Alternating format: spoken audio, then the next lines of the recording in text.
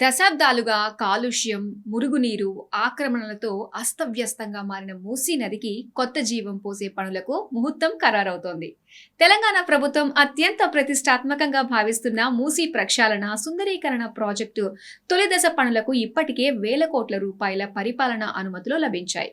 August 2వ వారంలో ముఖ్యమంత్రి రేవంత్ రెడ్డి చేతుల మీదుగా పనులకు శంకుస్థాపన జరగనున్నట్లు అధికారిక వర్గాలు చెబుతున్నాయి. మరి తొలి దశలో ఎలాంటి పనులు చేపట్టనున్నారు? ప్రభుత్వం లక్ష్యం ఏంటి?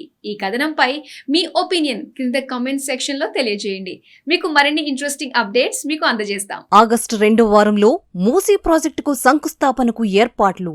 సీఎం రేవంత్ రెడ్డి చేతుల మీదుగా పనుల ప్రారంభానికి సన్నాహాలు. తొలి దశ పనులకు 7,345 కోట్ల పరిపాలనా అనుమతులు. హిమాయత్ సాగర్, ఉస్మాన్ సాగర్ నుంచి బాపుఘాట్ వరకు 21 కిలోమీటర్లు అభివృద్ధి. నది ప్రక్షాళన, రివర్ ఫ్రంట్, గ్రీన్ కారిడార్లు, వాకింగ్ ట్రాక్ల ఏర్పాటు. దశల వారీగా మొత్తం 55 కిలోమీటర్లు మూసీ కారిడార్ అభివృద్ధి లక్ష్యం.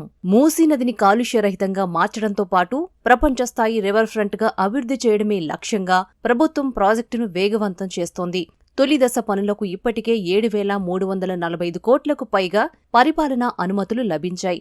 ఆగస్టు 2వ వారంలో సీఎం రేవంత్ రెడ్డి అధికారికంగా శంకుస్థాపన చేయనున్నట్లు అధికారిక వర్గాలు వెల్లడిస్తున్నాయి. హిమాయత్ సాగర్, ఉస్మాన్ సాగర్ పరివాహక ప్రాంతాల నుంచి బాపుఘాట్ వరకు దాదాపు 21 కిలోమీటర్ల మేర తొలి దశ పనులు చేపట్టనున్నారు. ఈ దశలో నది ప్రక్షాళన, వరద నియంత్రణ చర్యలు, ఆధునిక రివర్ ఫ్రంట్ నిర్మాణం, గ్రీన్ కారిడార్లు, వాకింగ్ ట్రాక్లు, ల్యాండ్స్కేపింగ్ తో పాటు అత్యాధునిక మురుగునీటి శుద్ధి వ్యవస్థలను ఏర్పాటు చేయనున్నారు. ప్రాజెక్టుకు అవసరమైన నిధుల్లో ప్రధాన భాగాన్ని ఆసియా అభివృద్ధి బ్యాంక్ రుణంగా అందించనుండగా మిగిలిన నిధులను రాష్ట్ర ప్రభుత్వ సంస్థలు సమకూర్చనున్నాయి. టెండర్ల ప్రక్రియను వేగవంతం చేస్తూనే పనుల అమలుపై ఉన్నతాధికారులు వరుస సమీక్షలు నిర్వహిస్తున్నారు. తొలి దశ పూర్తయిన తర్వాత మొత్తం 55 కిలోమీటర్ల మూసీ నది పరివాహక ప్రాంతాన్ని దశల వారీగా అభివృద్ధి చేయాలని ప్రభుత్వం లక్ష్యంగా పెట్టుకుంది.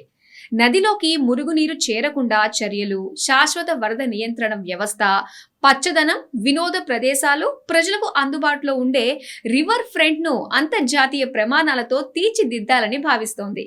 అయితే మరోవైపు భూసేకరణ, పునరావాసం, నిర్మాణాల తొలగింపుల అంశాలపై ప్రతిపక్షాలు విమర్శలు కొనసాగిస్తున్నాయి. దీనిపై ప్రభుత్వం మాత్రం పర్యావరణ పరిరక్షణ, వరదల నివారణ, హైదరాబాద్ భవిష్యత్ అవసరాలను దృష్టిలో పెట్టుకునే ఈ ప్రాజెక్టును అమలు చేస్తున్నామని స్పష్టం చేస్తుంది.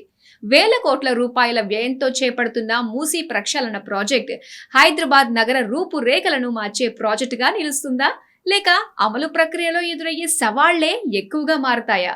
ఆగస్టులో పనుల ప్రారంభంతో ఈ ప్రతిష్టాత్మక ప్రాజెక్టుపై అందరి దృష్టి నిలవనుంది.